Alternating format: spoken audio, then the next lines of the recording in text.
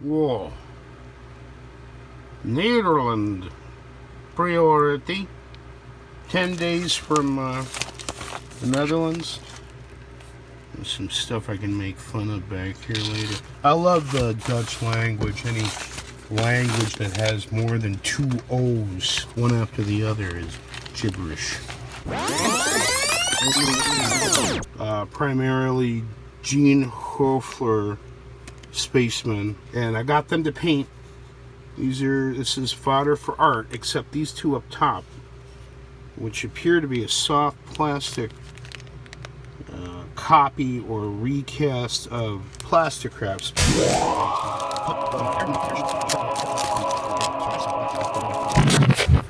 And now they are all free, and we will go up and sit with Mom.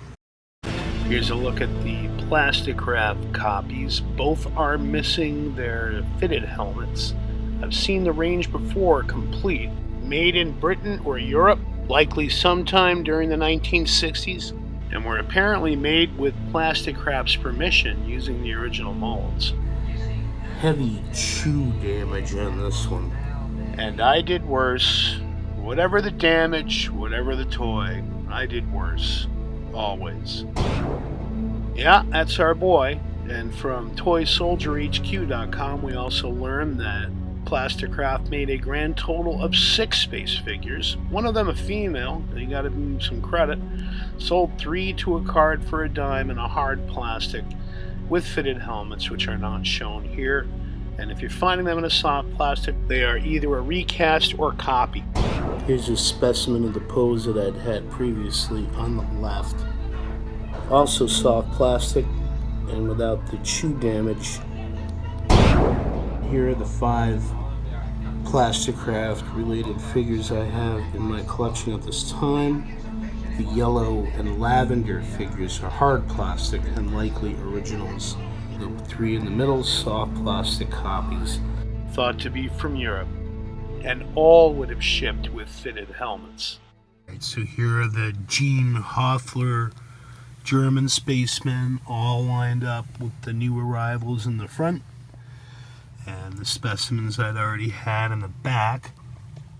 All of the figures were repeats except Flashlight Dude. Always a favorite pose, a guy with a flashlight, who sadly was the only one whose antenna did not survive.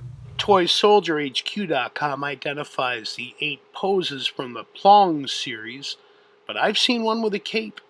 And these, since they're plain, I've got the option of utilizing some of them in my artwork, although it will not be the flashlight guy. We make sure we've got one of each specimen first. I'm very stoked to have another Gene Hoefler camera guy. The one that we did not get a duplicate of is the ray gun dude there in the back, which is cool with me.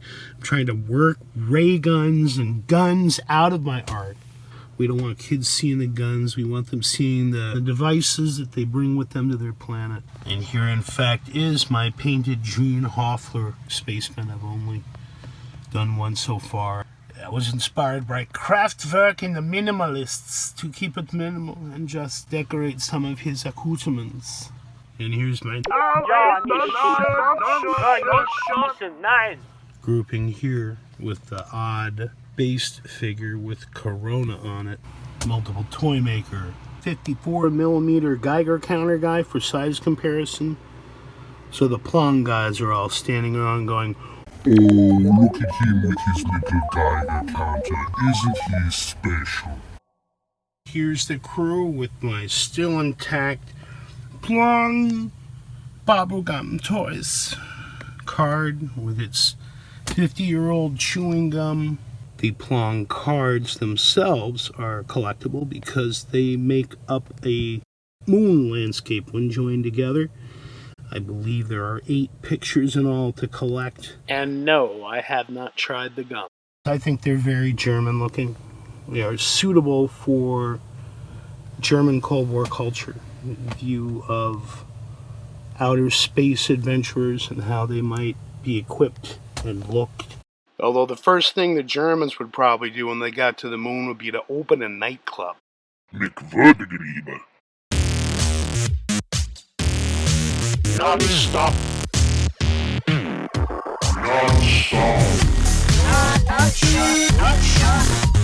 Mit Hölle, non-stop. Mit Hölle, non-stop.